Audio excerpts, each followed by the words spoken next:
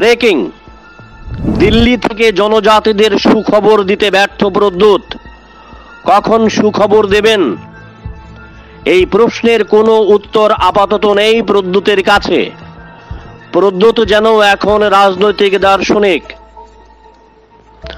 প্রদ্যোৎ বোঝানোর চেষ্টা করছেন জনজাতিদের এখন উপেক্ষা করা হচ্ছে, তারপর তাদের নিয়ে হাসবে, এরপর তাদের সঙ্গে লড়াই করবে, শেষে জয় হবে জনজাতিদের। প্রদ্যোৎ এই সংক্রান্ত একটি পোস্ট করেছেন সামাজিক যোগাযোগ মাধ্যমে। তবে তারা ও আপনারা বলতে কাদেরকে বুঝিয়েছেন প্রদ্যোৎ, এটা তিনি খোলসা করেননি। ব্রেকিং, দিল্লি থেকে জনজাতিদের সুখবর দিতে ব্যর্থ প্রদ্যোৎ। কখন সুখবর দেবেন? এই প্রশ্নের কোনো উত্তর আপাতত নেই প্রদ্যোতের কাছে। প্রদ্যোৎ যেন এখন রাজনৈতিক দার্শনিক।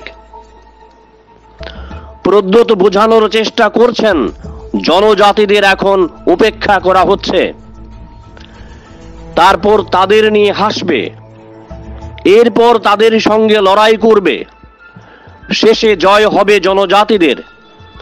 প্রদ্যোৎ এই সংক্রান্ত একটি পোস্ট করেছেন সামাজিক যোগাযোগ মাধ্যমে। তবে তারা ও আপনারা বলতে কাদেরকে বুঝিয়েছেন প্রদ্যোৎ, এটা তিনি খোলসা করেননি। ব্রেকিং, দিল্লি থেকে জনজাতিদের সুখবর দিতে ব্যর্থ প্রদ্যোৎ। কখন সুখবর দেবেন? এই প্রশ্নের কোনো উত্তর আপাতত নেই প্রদ্যোতের কাছে। প্রদ্যোৎ যেন এখন রাজনৈতিক দার্শনিক। প্রদ্যোৎ বোঝানোর চেষ্টা করছেন জনজাতিদের এখন উপেক্ষা করা হচ্ছে, তারপর তাদের নিয়ে হাসবে, এরপর তাদের সঙ্গে লড়াই করবে, শেষে জয় হবে জনজাতিদের। প্রদ্যোৎ এই সংক্রান্ত একটি পোস্ট করেছেন সামাজিক যোগাযোগ মাধ্যমে। তবে তারা ও আপনারা বলতে কাদেরকে বুঝিয়েছেন প্রদ্যোৎ, এটা তিনি খোলসা করেননি। ব্রেকিং, দিল্লি থেকে জনজাতিদের সুখবর দিতে ব্যর্থ প্রদ্যোৎ। কখন সুখবর দেবেন? এই প্রশ্নের কোনো উত্তর আপাতত নেই প্রদ্যোতের কাছে। প্রদ্যোৎ যেন এখন রাজনৈতিক দার্শনিক।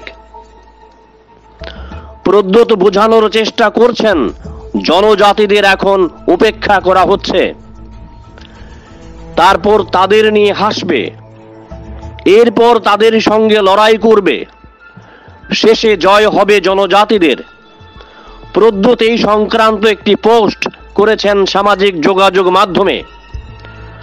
তবে তারা ও আপনারা বলতে কাদেরকে বুঝিয়েছেন প্রদ্যোৎ, এটা তিনি খোলসা করেননি।